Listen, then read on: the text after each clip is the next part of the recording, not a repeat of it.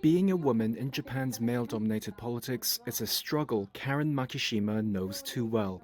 In this Sunday's snap elections, she's the only female candidate running for Japan's ruling Liberal Democratic Party in her 20-seat prefecture. Between campaign activities in the coastal constituency of Odawara, she says politicians like her have to constantly fight traditional sexist perceptions. The biggest drawback of having a low number of female legislators is that it doesn't change traditional perceptions that have long been criticized, that women are not suited to politics or that politics is for men.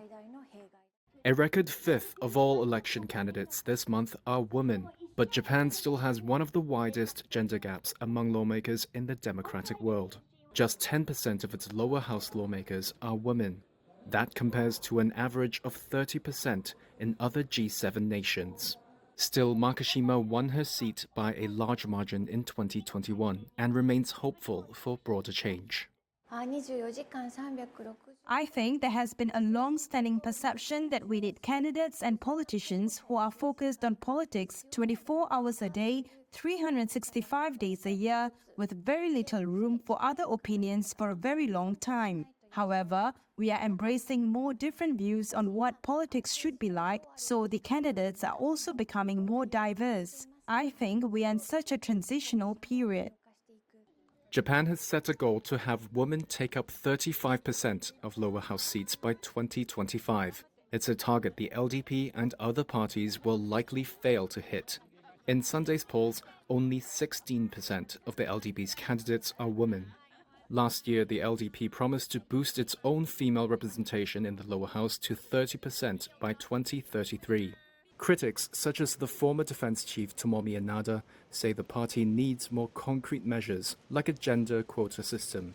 A week after newly anointed Prime Minister Shigeru Ishiba unveiled a new cabinet with only 2 women, Inada and other female lawmakers wrote to LDP leadership, saying the low number of women in parliament distorts democracy itself.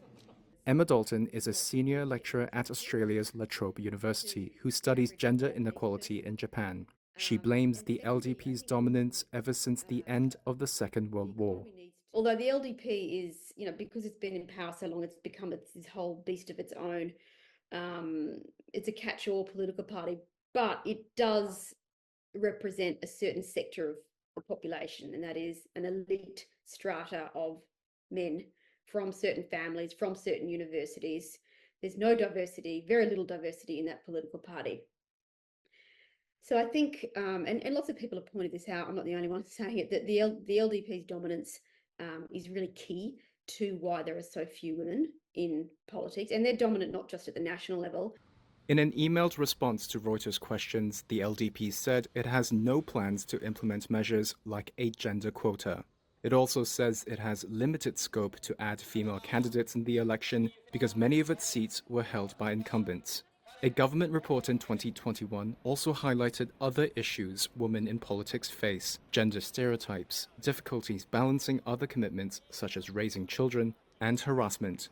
In a 2020-21 survey of more than 5,000 of Japan's local lawmakers, nearly 60% of female respondents said they had suffered harassment from the public or colleagues, versus a third of those who identified as male.